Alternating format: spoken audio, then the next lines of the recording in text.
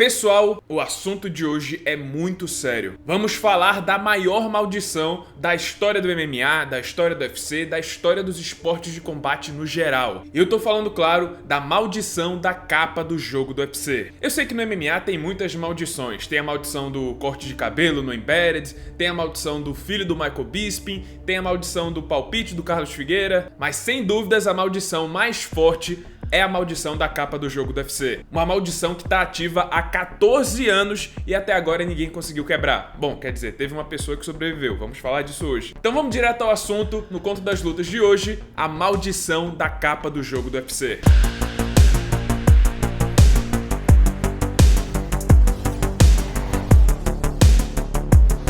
Vamos começar a história na década de 2000, entre 2000 e 2010. Uma das épocas mais importantes do MMA, se não a mais importante. Época de Chuck Liddell, Rampage Jackson no UFC, Anderson Silva já era campeão dos médios, GSP era campeão dos meio-médios, o Pride tinha acabado de ser comprado pelo UFC. E nessa época que o MMA estava decolando, eles aproveitaram para lançar aquele que seria o primeiro grande jogo de MMA, o UFC Undisputed 2009, produzido pela THQ. E na capa do jogo aparecia o ex-campeão dos meio-pesados, Forrest Griffin. E é aí que a maldição começa. O jogo foi lançado em maio de 2009, 5 meses antes da próxima luta do Forrest Griffin, que seria contra um brasileiro, um tal de Anderson Silva. Sim, 5 meses depois do lançamento do UFC Undisputed, o Forrest Griffin sofreu aquela humilhante derrota pro Anderson Silva. Mas até aí tudo bem, até porque era o Anderson Silva e tal, nada demais aí. Mas então o jogo do UFC foi um sucesso, foi até revolucionário para jogos esportivos de luta, então era praticamente certo que teria uma sequência. E assim foi anunciado o UFC Undisputed 2010. E a escolha para capa era óbvia, tinha que ser o maior astro da empresa naquela época, que era o campeão dos pesos pesados,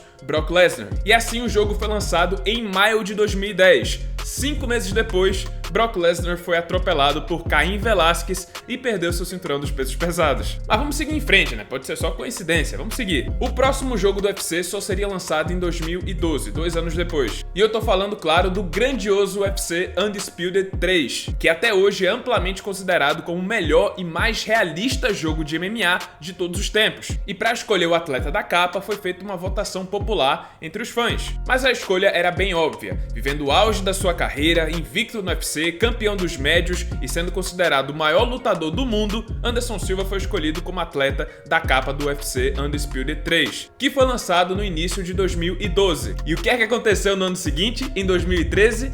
Chris Weidman nocauteou Anderson Silva. Um reinado de 7 anos e 16 vitórias seguidas chegou ao fim. Depois disso, finalmente entramos na época da EA Sports. A THQ vendeu os direitos, a licença que ela tinha para fazer jogos do UFC para EA. E assim foi anunciado o primeiro EA Sports UFC, com lançamento previsto para junho de 2014. E no meio do desenvolvimento do jogo, tivemos aquela luta lendária entre o Jon Jones e o Alexander Gustafsson. Tava todo mundo falando daquela luta e falando também da revanche que aconteceria no UFC 178, em setembro de 2014. Então, aproveitando o gancho, a EA decidiu colocar Jon Jones e Alexander Gustafsson na capa do jogo. E apesar de ter mudado de empresa, a maldição se manteve. Não só a revanche foi cancelada naquele ano, mas na próxima luta do Gustafsson, ele foi nocauteado por Anthony Johnson em casa, lutando na Suécia. Mas Carlos, e o Jon Jones? O que é que aconteceu com ele? Bom, o Jon Jones até então é o único sobrevivente dessa maldição, já que ele não perdeu uma luta. Mas calma, porque ele não saiu ileso, já que um ano depois do lançamento do jogo, o Jon Jones foi pego no doping por uso de cocaína e foi preso em Albuquerque, perdendo seu cinturão do UFC. E como esperado, o jogo da EA foi um sucesso e logo anunciaram que haveria uma sequência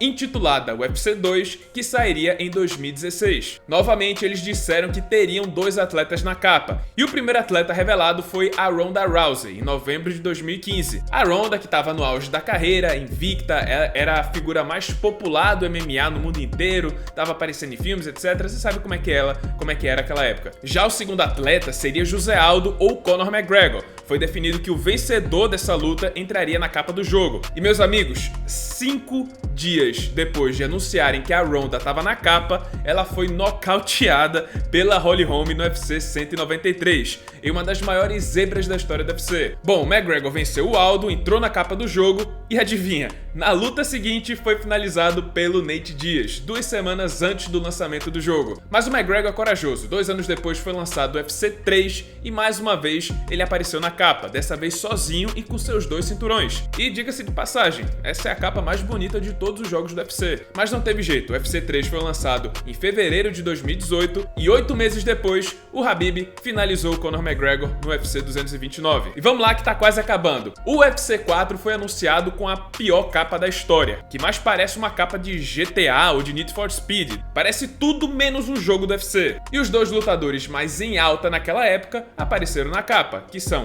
Jorge Masvidal e Israel Adesanya. A capa do jogo foi revelada no dia 12 de julho de 2020. No mesmo dia, Masvidal perdeu para o Kamaru Usman. O jogo em si foi lançado em agosto de 2020 e em março de 2021, Israel Adesanya sofreu sua primeira derrota no MMA para Ian Blachowicz. Chegamos agora no presente, com o lançamento do UFC 5 e pela primeira vez temos 3 atletas em destaque: Valentina Shevchenko, Alexander Volkanovski e mais uma vez Israel Adesanya. Volka e Valentina aparecem na versão padrão e o Adesanya aparece na versão premium. Antes da revelação da capa, a Valentina já tinha perdido seu cinturão para Alexa Grasso e depois que ela foi anunciada na capa do jogo, houve a revanche entre ela e a Grasso e a luta terminou em empate, ela não conseguiu recuperar o cinturão. Já o Adesanya, no mesmo dia em que anunciaram que ele estava na capa do jogo, ele foi derrotado por Sean Strickland na Austrália. 2 já foram, agora só falta o Volkanovski, que vai enfrentar justamente o Ilia Topuria, que é dito como a maior ameaça ao seu reinado no peso pena. E é isso, pessoal, essa é a maldição